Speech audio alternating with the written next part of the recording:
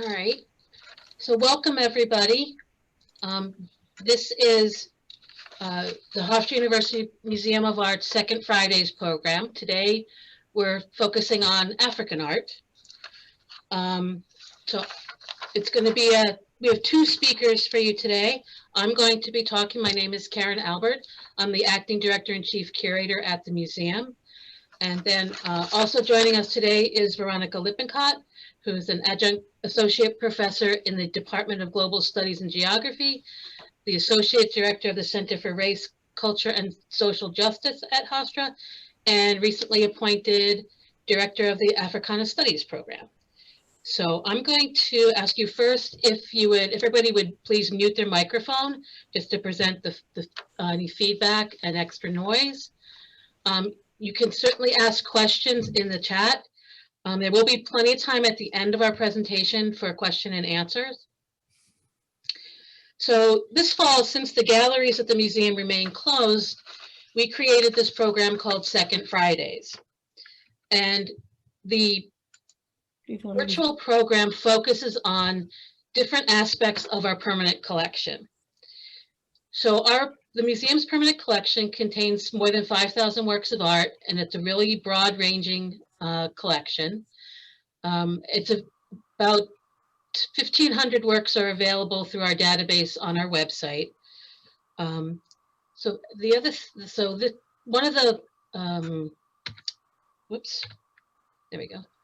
of the large sections of our collection is African art. These are just a couple slides from our storage room so you can see kind of how they're stored. We have more than 280 African works in the collection. They range from masks and headdresses, figures and ritual objects, tools, and metalwork. They date from the late 19th century through the 20th century, and they're mainly from the cultures in Western and Central regions of Africa, but there's from a wide range of different ethnic groups.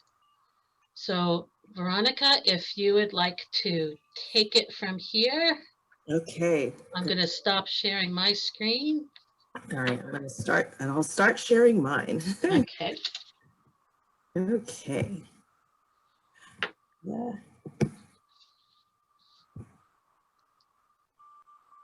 Thank you all and thank you, Karen, for inviting me to speak today. I had the privilege of taking my Geography of Africa class to this exhibit in 2016. And, I'm a geographer by training, so I teach about Africa from a geographic perspective.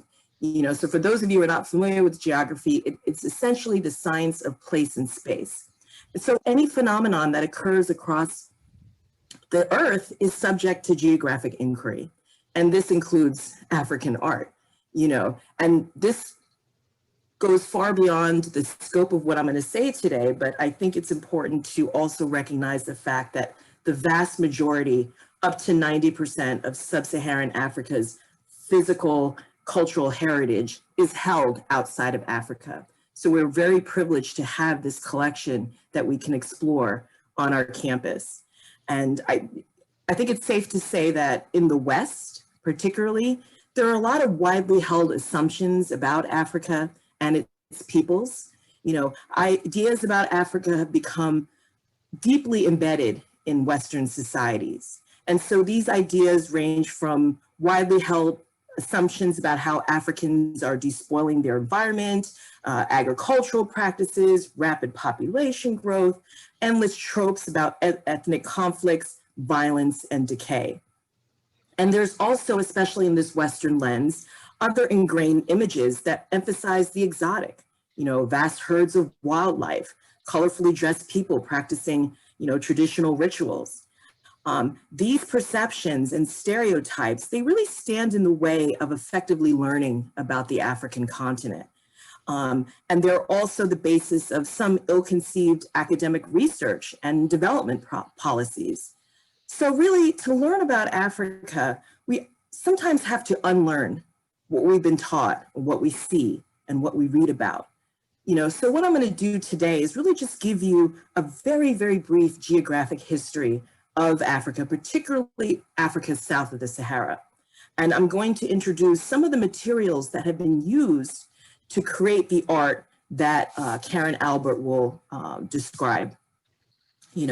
So even in the 21st century, Africa remains, I would say, the least known continent, especially through a Western lens. So you can ask, where's Mali? Is Malawi a different place? Is it Ghana or Guyana that's in Africa? Is Equatorial Guinea part of Guinea? These types of questions. So Africa covers a vast territory. It's over 11 million square miles.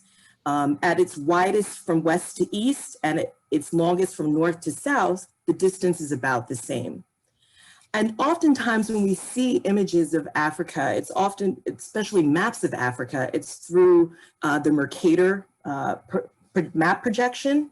And you can see here that it makes Africa seem smaller than what it really is because of the distortion within the Mercator projection increase markedly with distance from the equator. So places with higher latitudes like Greenland and Canada, they appear to be much larger than places of comparable size near the equator. So if you look at that, looking at Greenland, it looks as if it's just as big as Africa, but really it's slightly smaller than Sudan or the Democratic Republic of Congo. So I think that also kind of shapes perceptions of the continent. But certainly in recent decades, there's been a lot of careful work with archaeologists, historians, social scientists. They've all really shed light on understanding the richness of Africa's history and the importance of Africa's contributions to the collective history. Africa is the cradle of humanity. Exactly. It is the cradle of humanity. And it used to be said especially by Westerners, that sub-Saharan Africa had no history of its own. This view was very convenient for those who exploited African peoples and African land, And so historically and up until today, Africans have really turned to their rich historical traditions as a source of inspiration as well as identity. And even if we look in the American context, we must remember that African history is also American history. And we must, of course, consider the African influences in the arts, So it's the cradle of humanity based on archaeological, genetic, and linguistic evidence. So if we look sort of going back historically, there have been a number of civilizations and kingdoms and empires across sub-Saharan Africa. And this goes back thousands of years, beginning with the establishment of the Empire of the Kush. Other empires have developed as well. These include the city-states along the Indian Ocean coast of East Africa, so Mombasa, Lamu, Mogadishu, etc.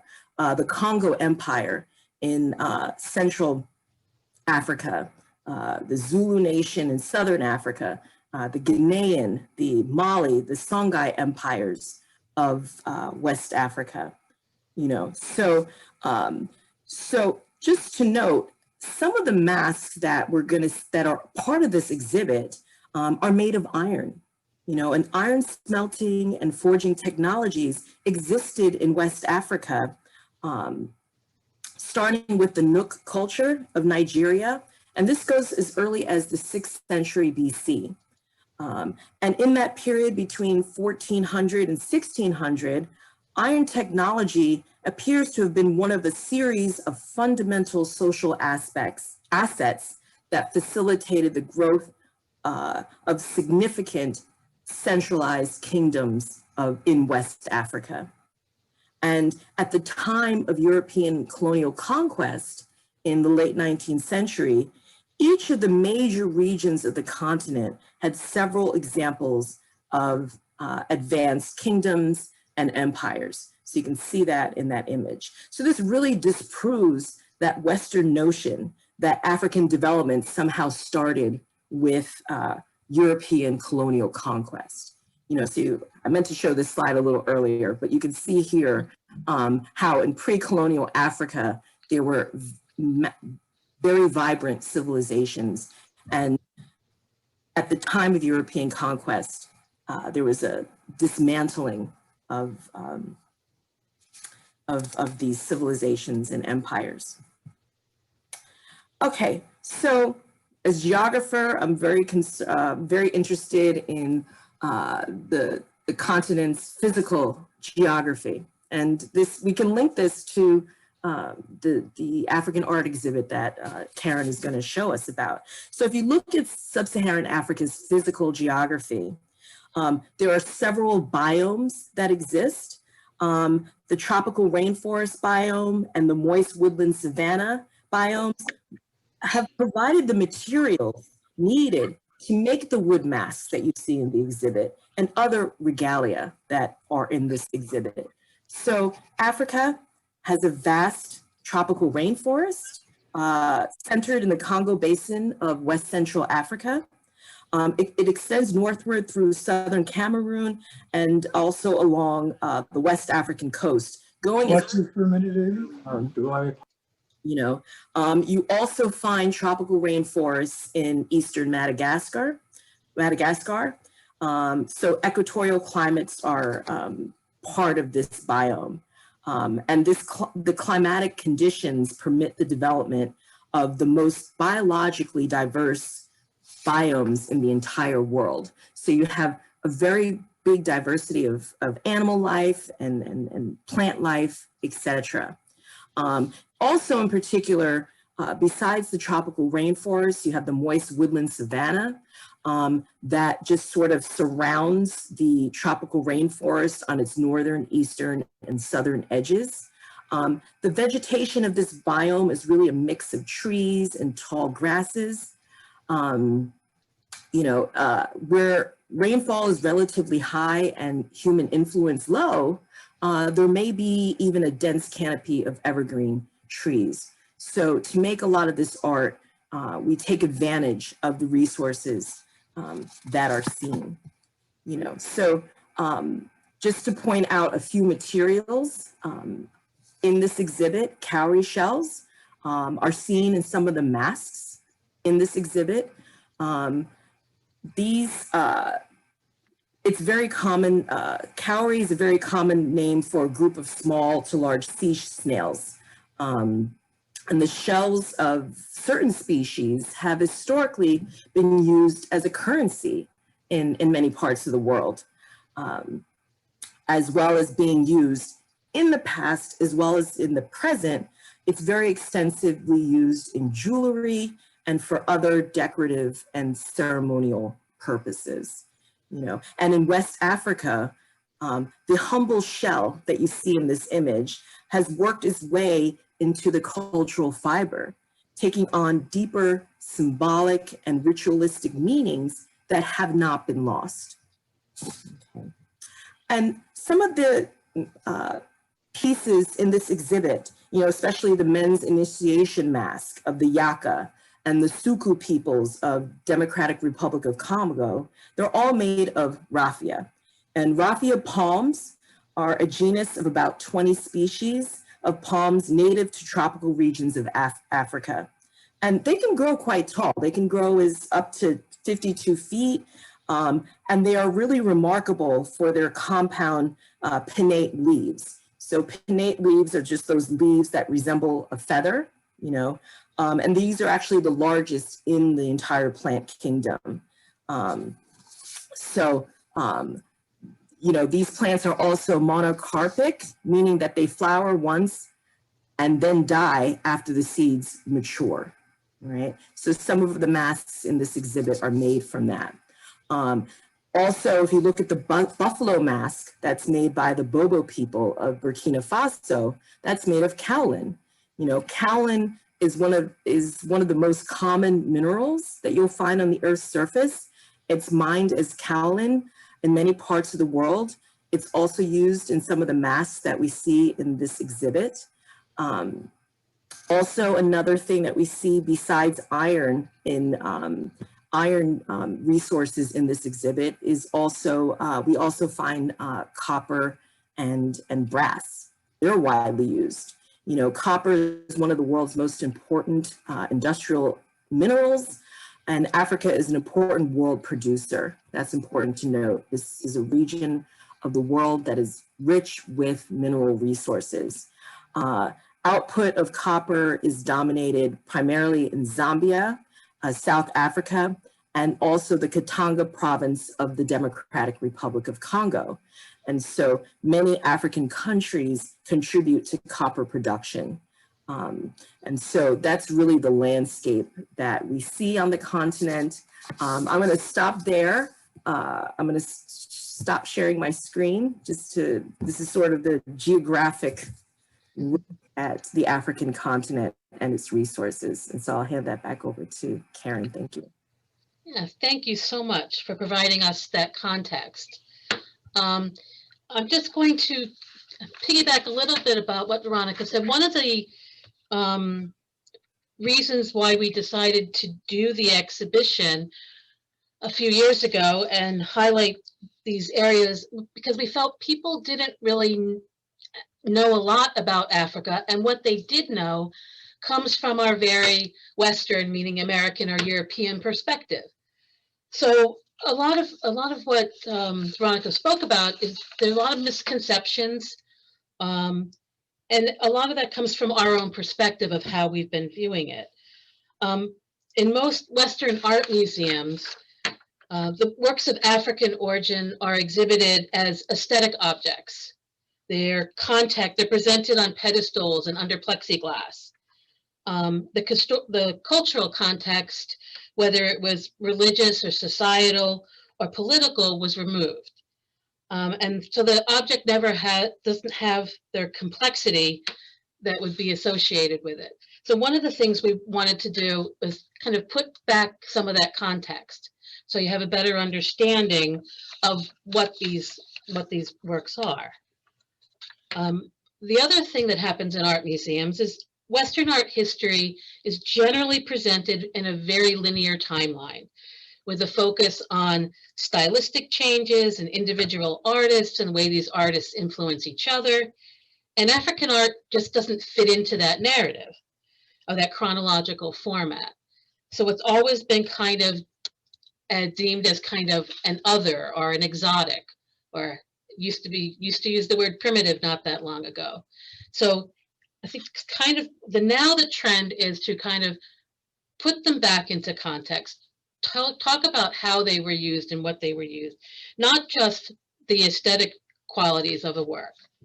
So we're going to talk a little bit in some of these works about how they were used, and a lot of it was, within their culture.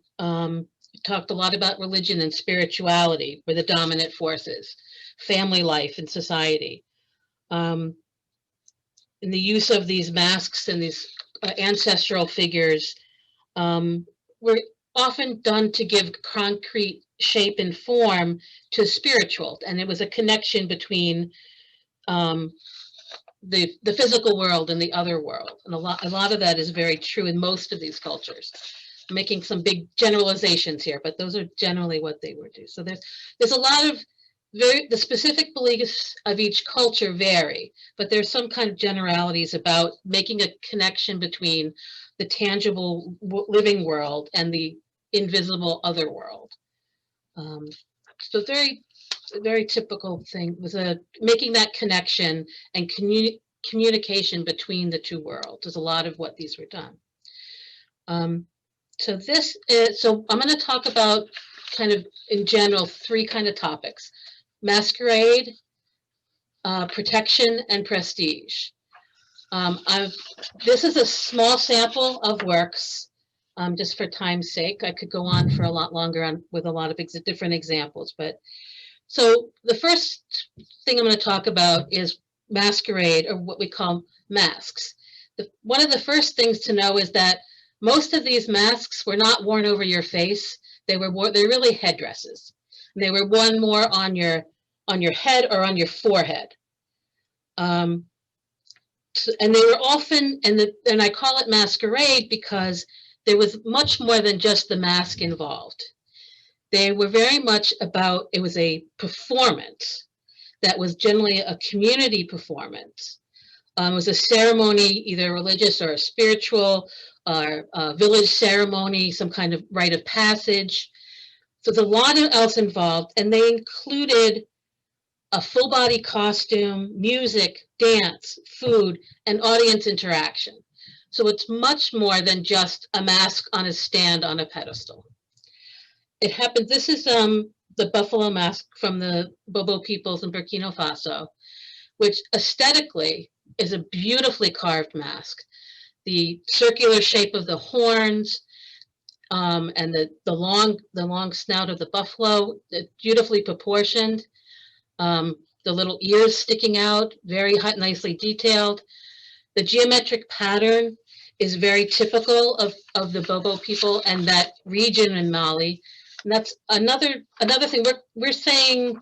I'm sorry, I said Mali. A lot of the countries are, we use the country name, but it's really the people name that's more important, because a lot of the peoples and the cultural groups don't conform to the countries that exist because they pre-existed those country boundaries.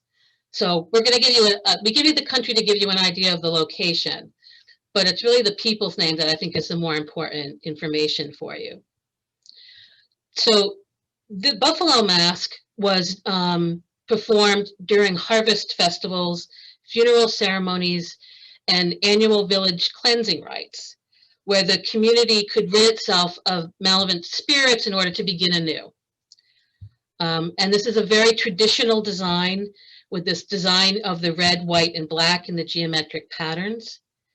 The other thing is these colors were natural pigments, either from minerals or vegetables or plants or something that were applied to the surface. So I'm going to just show you a short video of a buffalo mask performance.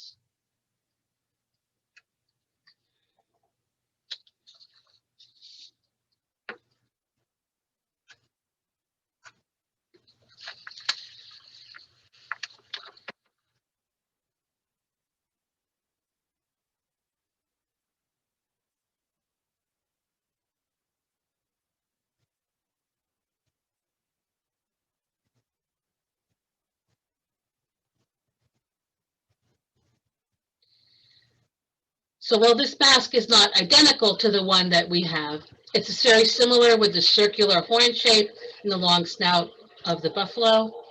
And you can see they have a full costume. You can see that it's a ceremony. It's the village center. And this is from 2007, so this isn't stuff that was just done long ago. These are still traditions that are done today.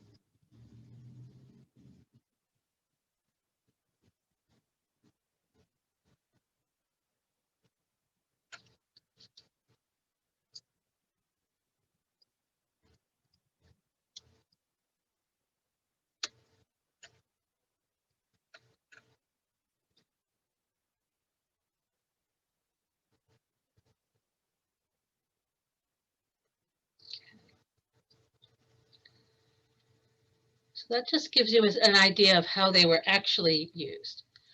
And this is another type of mask. It's from the Dan peoples in Cote d'Ivoire, and this is a female face mask. And this was a mask that reflected the culture's ideal of feminine beauty. So there was traditionally they had a oval-shaped face, narrow slit eyes, and a longer nose. So these masks were used for a couple different, depending on how the mask was used, what kind of costume it had and what kind of accessories and what the choreography of the dance were, the mask was used in different ways. There was one use where it was when the mask was worn by a singer who accompanied the Goji, or the Great Mask, it demonstrated the power of the Go Society, a secret society responsible for the initiation rites of young men moving into adulthood. If it was worn as the guard mask, it was worn by the intermediaries moving between the village and the circumcision camps. So depending upon the accessories that were applied to it and the costume that was used and what the dance was, it changed its meaning. Now these masks are very similar in shape. They're from the same people. The right one, obviously, you can see has a lot of embellishments. It has jewelry, which are, metal earrings, you can see. It has brass bells attached along the chin. It has, you can see here, it has a whole headdress, a whole coiffure on the top. This is more typical of how the mask would have been presented rather than the stripped down version. So one of the other things is that the more embellishments on a mask, the greater importance it had within the family. So that if it had many brass bells, that meant that the family was able to afford to put brass bells on their masks. So that was something that kind of elevated the status of the family that would have had that mask. So I'm going to go a little bit on the side here. So this is the other mask that I showed you on the left.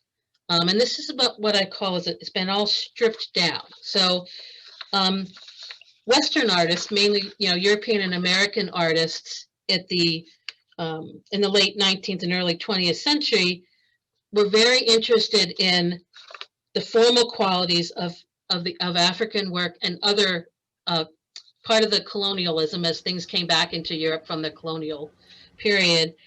A lot of the artists were very interested in the formal qualities of the masks.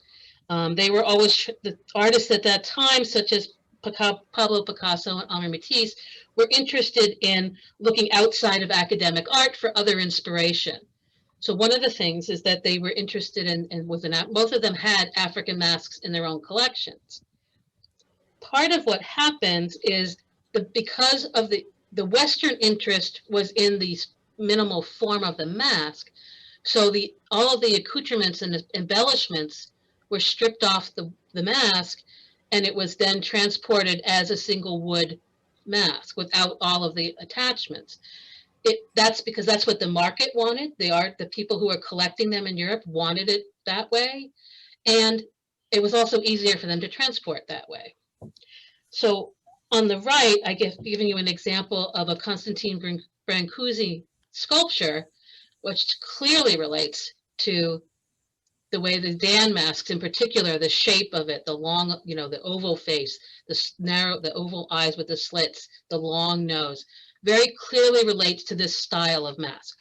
Now, it's not necessarily the specific mask, but it's the style of mask. So that's one of the things and that's a whole nother kind of story to tell about the influence of African work and other, at the time, the kind of the exotica of things coming from the Orient, from Asia, from Africa into Europe, and how that influenced the artists in Europe, Western artists, American and European artists. That's a whole kind of another discussion. But just so you know, that's part of the reason why we have these two masks that are both Dan masks that look so different. Okay, so I'm going to move on to one of my favorite ones. This is a Chihuahua Antelope headdress by the Bamana peoples based in Mali. The members of the Chihuahua Society, who managed all aspects of agricultural production in the farm-based communities of the Bamana, performed the masquerade to petition the mythical figure Chihuahua, who instructed them in the fundamentals of agriculture, for a bountiful harvest. The masks were always used in pairs, a male and a female. Obviously, for harvest, you're talking about fertility, so you got male and female. Makes sense. So this is a headdress, and the symbolically uses the large horns of the antelope as a digging or burrowing kind of tool. So the Chihuahua was a combination of the antelopes with the long horns, and often the body had the features of an aardvark or a pangolin. There were stylistic changes depending upon what region you were from. There's also two forms. This is a horizontal form, which connects, in which there are two sections, a head and a body, which were connected by a large metal staple, which you can kind of see here. There's another form that's a vertical form that was all carved from one piece of wood. This is a male figure because the female depiction would have had a little baby on its back, and that would have depicted it as female. So I'm going to give you just, this isn't a picture of how they would have been worn. So this is a headdress. So this is on the top of their head. So it's not really a mask. It's kind of considered a headdress. So that just shows you how they would have been danced. So that there's, again, it's part of a larger performance. Well, we can appreciate the aesthetic quality of this. It's a really beautifully carved piece. There's all kinds of incised engraving up on the head and on the front here. It's really a beautifully crafted work. So we can appreciate it in that sense, but it also has another meaning when it's performed.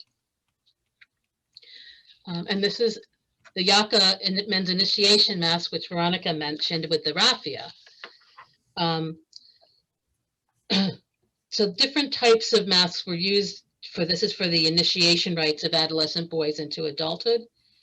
And part of it was it taught also the community's beliefs and traditions, and the laws were passed down through part of these ceremonies. These masks were only used once, and then they were either destroyed or sold to somebody else. So this gives you an idea of what the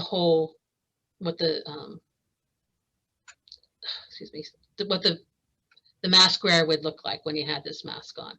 We have a couple different versions of yucca masks in our collection, and some have, this one is really highly detailed, and you can't really see it in this photo, but these upstanding spikes here are connected to the center with some raffia to hold them upright, because they wouldn't stay that way. And this is a fabric that's painted like a canvas. It's a whole construction that would have been on there. And okay, and this is a Gallaudet mask, and this is interesting. This is also the masquerades for the Gallaudet were took place at the beginning of the agricultural season, and was although it was danced by men, which almost all of them were, but there's an exception there. They paid tribute to the mystical powers of women elders, ancestors, and deities. So this mask, over a lifetime of the mask, it may have changed from one year to the next. They sometimes were repainted or things were added. And this is in one case where we actually know the carver of the bottom section of this mask. In this region, in this type of mask, you generally did not have a name associated or an individual artist associated with a mask. In Yoruba society, artists sometimes can be identified by their specific and regular use of formal elements. And this particular mask by Latunji Mosudi was based on a woman's head covering. And I'm talking about just the bottom half here, the part that would go on your head. So we know that part, this part down here, was done by the specific artist, which is kind of rare to know that there was a specific person that carved that piece. This upper structure with the gourd and the cowrie shells was added on later, probably by another artist. But these were things, these are not, when we see them in a museum, we see them as kind of static, and that's the way they are. But in the culture, they're a living part of their life. So there's, you know, they would get repainted different colors, or let me just go. So this is a example of another Gallaudet mask where you have here, similar to ours, the bottom part. Now this is very heavily painted, and then there's another attachment at the top, so whatever. Yeah, so, and then I have another little video here. This is a short one, just to show you.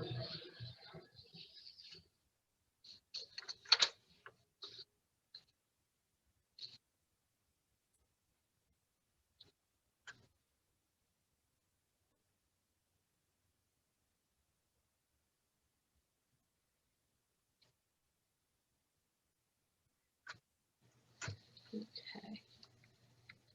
So this is one of my favorite. It's an incredibly beautiful helmet mask, or Buan mask, from the Democratic Republic of the Congo, from the Kuba peoples. During the height of its power, the Kuba produced many kinds of objects for their rulers and important titled people, including 20 different types of masks. The helmet mask, or the Buan, was one of the 3 most significant royal masks, which was based on mythological stories. And in here you can see the cowrie shells, and I have some details I'm going to show you along the bottom edge here, and the glass beads, which are all patterned all across the top here. And this is a piece of animal fur that hangs down, and of course the hammered copper that covers almost the entire wooden mask. So these masks would have been used in ceremonial dances, at boys' initiation rites, and in funerary contexts. The story talks about the creation myth for the Kuba people, which is a lot of times these stories behind the masks and the masquerades were, again, that connecting with the other world, connecting the world you're living in with the other world. So I'm going to just give you these are some details so you can see a little bit better how intricately designed and constructed this mask is. This is, on the left here, is the back, so that there's cowrie shells are embedded all throughout the back, which would have been a big thing. And then these are all glass beads that are embedded in these panels. And the hammered copper on the surface of this is just really amazing in person. Photograph doesn't quite do it justice, but it is a carved wood mask that then has these embellishments added to it. And while it's called a helmet mask, it again would have really been on your head and on your forehead. There's no holes inside to look out those eyes or anything like that. So because of how detailed this mask is, that would have been part of the it's shown the status and prestige of that family that owned this mask, because that would have been how elaborate it is part of the, raises your status. So talking about status, there are different ways that status was shown. The mask and the incredible embellishments on them was one. The scale, the size of it was another. Sometimes if they were larger, that meant they were more important, obviously. And it depended upon which ethnic culture you're talking about. So for the Luba people, the stool was one of the important things showing the status. Stools were objects of royal regalia and the seat of authority and power. The female figure holding the seat was a common motif. And evidence suggests that the Luba were matrilineal people tracing their heritage through their female ancestors. And integral to their community, mothers and wives served as priestesses, political advisors, and ambassadors. So this female figure uses a column. It's called a caryatid. It may have represented the ruler's reliance on the women and referred also to as gender ambiguity. The Luba ruler personified both the male and female, eliminating the separation between genders and therefore the divisions between earth and the other world. So that's a number of cultures have that idea of that duality of male and female. So So one of the other things that would show prestige would be metalwork, because it was rare. It was more rare. So it was also a valued commodity. So whether it was personal adornment, and I'm going to show you in regalia, or this, in this case, this is a throwing knife from the Zande peoples in Democratic Republic of Congo. And this would have been used by warriors in battle. And the design of the knife, including the number and the position of the blades, increased its effectiveness, obviously. And the ownership of a weapon indicated a warrior's power. And he may, depending on how many they owned, that would have increased their prestige and power. This one, again, we can look at it as, I can look at it as an art historian aesthetically, that it's this beautifully designed shape. It's very symmetrical, and it is very sharp also. If somebody usually asks me that question, those blades are sharp. And there's a wrap, so you can see towards the bottom down here, there's a wrapping of where you would hold it from. And it's very much, you could see that how you would use this. I think it's be quite effective. So another way that metal was used was in anklets and bracelets. And these are two. We have about, I think we have about 8 in the collection. They were used for personal adornment, but also can serve as currency, but not for daily transactions. But they were made from a variety of different types of metals. And it was a way that metal could be easily transported too, because it would have been in a convenient way to have it on. They sometimes, depending upon the metal, it could either be cast or carved or stamped. I think you can see that these are really have a lot of detail in their design. I tried to get them as big as I could so that you could see them. That was one of the other interesting. I'm going to go on to a couple more works here. So I'm going to talk a little bit about protection against malevolent forces, disease, infertility, among other concerns, was often requested from ancestors or deities through the ritual practices associated with shrines and figurines. So a lot of the sculpture was often a human form of mythical beings or real ancestors, and aided people in establishing a connection between the other world and the earthly realm. So a ritual practitioner would have used these sculptural figures in ceremonial rites, such as funerary practices, fertility and initiation rites, and in petitioning for assistance against evil. The activity often involved the use of sacrificial offerings, such as food or drink or tobacco, and they may have added elements. This is from the Congo peoples. It's in the Kisi, in the shape of a double-headed dog. So these would have been works that would have been tools to prevent and cure illness, deter evildoers, destroy or weaken evil spirits, and settle arguments. It carried a magical substance that, when activated by the ritual practitioner, empowered the sculpture with spiritual forces. The practitioner would have placed up on the top here, you can't see it really well in this photograph, is a mirror. Would have placed the medicine or magical substances under the mirror in the animal's back. And in a collective ceremony, meaning it was a group ceremony, of a village ceremony, the wood carvings like this dog would have been pierced with nails or metal blades belonging to the people who were petitioning for something. And so the more spikes or blade nails that were in the figure, the more powerful it would have been. And there's 2 that still exist, but there's lots of little holes where things were. So you can see there's lots of little holes there. So I'm just going to go through. Ancestor figures, like this primordial couple, were similarly used kept in homes, in shrines, to present daily offerings, to aid an individual in avoiding trouble, helping them out, making that connection again between their ancestors and them to help them have that. And this is very typical stylistically, that they look very similar except for the male and female aspect of it. Very much a very formal presentation. They're seated together.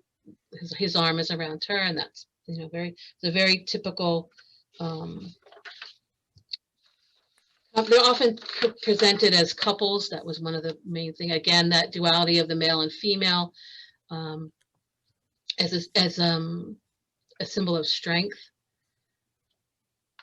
Okay, and one of the other forms that also was very typical for protection was mother and child. These ones, one is from the Yoruba peoples and one is from Dogon peoples. The works depicting a mother and child were often metaphorically used to symbolize the earth, and the mother was symbolizing the earth and the child, the people or the culture. They were often shown with, you know, as the mother nurturing the child. And they were, these were, I mentioned the home shrines, and this is not the best photograph, but it kind of gives you an idea of that these figures would have been in the home, and you would have made your pleas to them and asked their ancestors to help you to get through a problem, to have whatever the issue was that you were having. So that would, and as I mentioned, oftentimes it involved giving them food or drink or tobacco or something to kind of activate that connection, to honor them, to ask them to help you. So most of the works in our collection are traditional cultural artifacts like the ones I've been showing you.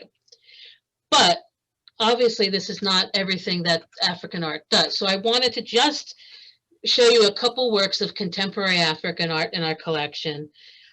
These are two stone carvings. Just that these are artists who are expressing themselves and have a much greater similarity to the way contemporary artists around the globe express themselves. They are based on some traditional Shona stone carving from Africa, but they are very much more of a personal artistic expression and not so much like the traditional culture one. So that there's a little bit of a difference there in their intention, but I didn't want you to think that only African art, you know, is traditional cultural works, because it's not. So, so that's where the end of what I was going to say. And I just wanted to say, please feel free to ask us questions in the chat. I can go back to something if you want to go back and have questions about a specific work. So I don't know if Sasha, if you could look at the chat for me and see if anybody's got questions. Not yet, but of course, Okay. we want to give everyone a chance to type in their Yeah. questions. So If you have a question, or if Veronica has a question. you know, I do have a question. Yes, ma'am. The couple, the male and female couple. Mm-hmm. I know I don't know if either one of you can answer this. So the male has the arm around the female. Yes. And like I know I think it's like in Egyptian art, very often it's the female who's kind of behind the male with her arm around. So does that mean anything? You were talking about, you know, gender duality, so I didn't know if that meant anything here. If you look at the piece, they're basically in the same plane. She's not, they're treated very equally. Okay. They're the same size or the same height. Mm-hmm. Their heads are the same size, which is a lot of African art is emphasis on the head, because that's where your persona is. That's who you are, lies in your head. Right. So the heads are, you know, so it's they're treated very equally. I don't think that the arm around it has that meaning in this case. Okay, I didn't know if that meant one. Yeah. Way, but yeah. And most figures that are these couples are twins. The figures are almost identical. There's very little, aside from the breasts on the figure on the left, there's really not a whole, and the beard on him on the right, there's not a lot of difference in how they're presented. Yeah, they are almost. Yeah. Thank you. No problem. I think we do have some questions and comments that are coming in. Okay, So go ahead. I wonder if you can speak more about how the museum acquired these objects is the first question. Okay. They were all donated over many different years from different collectors. We've had African art in the museum collection almost from the very beginning of a collection. I'm not quite sure exactly, I mean, so that they are, generally we have collectors who collect African work who then donate to us. Where they get the work from, if that's part of the question, I'm assuming. There are a lot of international laws that we abide by for collecting work that's not made in this country. The kind of the international museum community kind of agreement is that if it was in this country before 1970, it's kind of like grandfathered in a sense. Anything that's later than that, we would require paperwork about where they bought it, you know, how they got it into this country, etc. Most of our work, I think almost all of it, predates that. One of our we still are getting African work into the collection. I have one collector on Long Island who has given us a number of work every year for the past 10 years. He was a medical doctor in Mali in 1968 to 69 and developed an interest in it while he was there and bought a lot of work at that time. So it kind of comes in before that 1970 date. And there have been pieces that were offered to me that people could not prove where they got them from, and they were definitely acquired after that date, and I did not take them. So, I mean, it is something we're very conscious of. And with everything else, you know, the laws change as you go along. So, I mean, you know, as you try to, you know, adapt to what the current situation is. So we require, regardless of what it is, of almost any work we want to know how the collector who was giving it to us got it. And that's part of the provenance or the history of the object.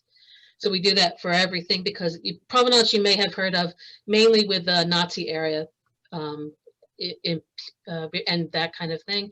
Also things like repatriation of Native American works. So there's a lot of kind of legal issues about how you acquire things.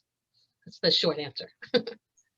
So Linnell, we'll get back to your question in a moment, but this might be a good way to answer Carla Ash's question that many pieces they appear to be given by Saul LeWitt. And are you familiar with how extensive his collection was? So that kind of relates to collections. Okay, I did not, that's a collector I did not really know. And I know that he has since been deceased. So they had a very extensive collection. They also gave works to the Metropolitan Museum of Art. They gave works to the Museum of African Art in the city. So they had a very extensive collection. I don't know all the details of his collection at the top of my head. I'd have to see if we had any records about that. But. Okay, and then Linnell has a question. Could you give more examples of the appropriation of African art and the influences of African art and how it's influenced Western art? As I said, that's a big topic. There was a exhibition at the Museum of Modern Art, probably in the late 80s, early 90s. Late 80s, I think. Called Primitivism, and yes, they used the word primitivism in modern art, and it was all about the work coming from these other cultures into Europe in the late 19th century and how that influenced artists. I happen to love that Dan face mask that I showed you just because I think aesthetically it's incredibly beautiful, and I knew that the Brancusi was a good comparison and very clear. A lot of artists, if you think of Pablo Picasso, Demoiselle d'Avignon, they all are wearing African masks on their heads, on their faces. So there's many examples, and most of those artists, like I said, Picasso, Matisse, they collected those kinds of things. Not only African work, but Asian work too. So like Japanese prints and things like that. So there was an interest at that time from those artists about artwork that was not traditional academic Western art. They were looking for other influences. It's around the same time that Gauguin goes to Tahiti. It's around, so that was really a kind of an interest at the time of looking at other cultures in other places. Now they looked at them very, sure, stereotypically and not necessarily in a good way. And they definitely took a lot of information and took a lot of things from those cultures. But, Yeah. so. And one more question, kind of getting back to donors. Lots Yeah. of authenticity issues with African art. And this kind of gets to what you were saying. Do you have to tell a donor their work is a fake or for the tourist trade? Let's see, when we get offered a work of art for the collection, one of the things that we do is we look at the history of it, you look at the piece, you decide whether it's something that you want. Most of these works, and I'm going to see if I can go back, they have what's called a patina, right? So a patina is when an object is used, it gets almost like it gets a different surface quality because it's been handled, it's been used, it's been done, things have been done to it. So in this particular one, in the double-headed dog, there was obvious evidence that this was used in the way it was meant to be used. So there's certain clues and you can look at in a lot of our headdresses and masks. On the interior of them, you can see where it was worn away, like it was on somebody's head. So there's a mark on the inside. So it wasn't something that was just crafted for a tourist market. We do actually have a couple pieces that were done for the tourists. I didn't include it here, but we have one of these little colonial figures with a pith helmet on. And part of the reason we accepted it was because it tells another part of the story. Because African art, we're talking about the African art, about the masks and the rituals and those things. But then we trying to, you try to expand upon, well, what else do you want to include about African art? Which is why we have I know we have at least one figure with a colonial, it's kind of like a colonial official that would have been in some village or town and has a little pith helmet on and things like that.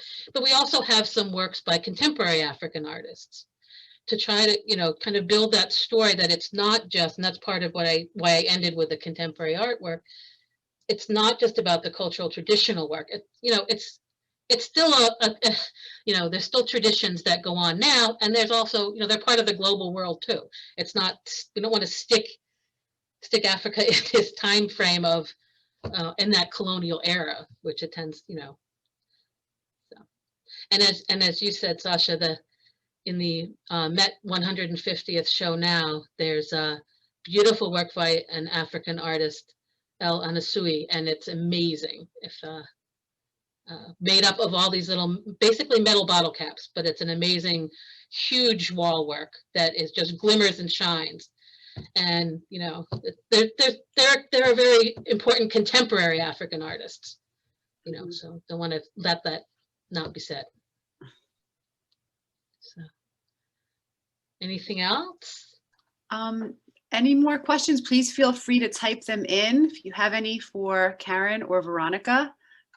Right now, no, but you want to just give it another minute or second or two? Sure.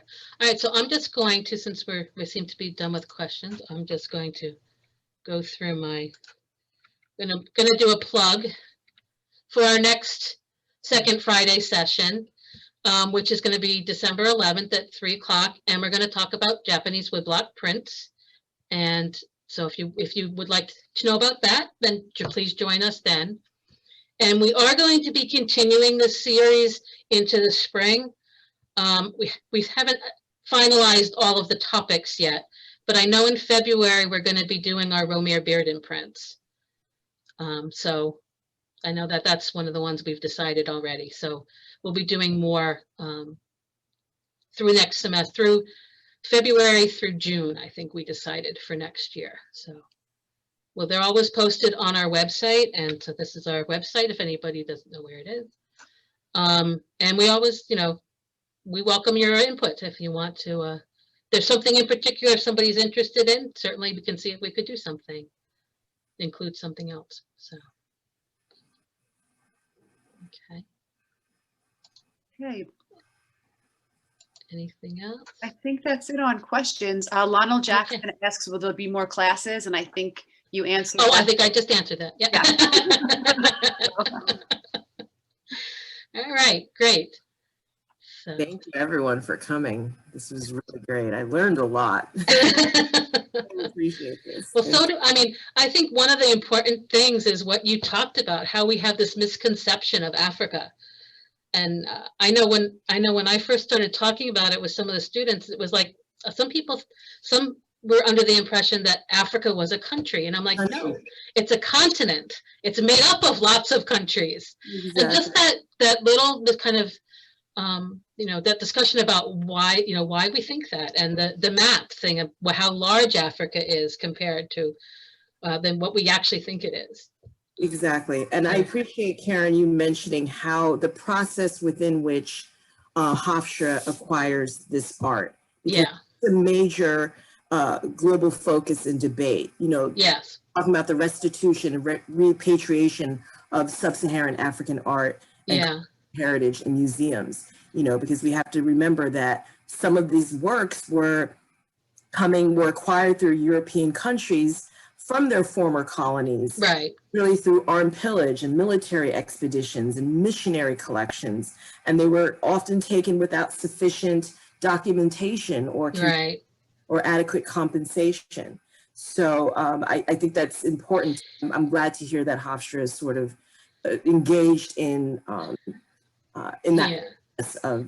And some of the works that were in the collection in the 1950s and 60s, I'm not 100% sure. I'd have to really go look through the records, but they didn't keep that great records back then, I have to say. So it's one of those things that as the museum profession advances and becomes more professional and more formalized, and what the expectation is of what you have to do. I mean, looking at the provenance of everything that we collect, not just African work, but everything we collect, we look at the provenance and try to make sure that there's nothing that's questionable or whatever.